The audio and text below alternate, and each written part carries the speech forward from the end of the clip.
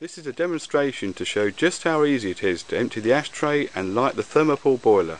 The whole process takes less than 3 minutes.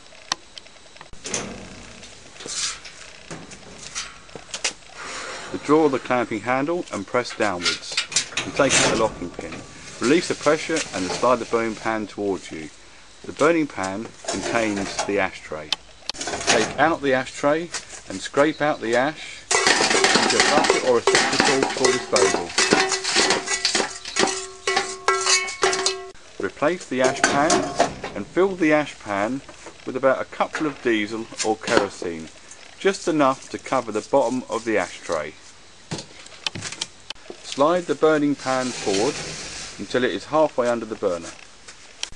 Take a small piece of paper and light the diesel in the ash pan. When it is alight, quickly push the burning pan fully forward until it stops. Press down on the handle and engage the locking pin. Retract the handle. Check the boiler is alight through the sight glass.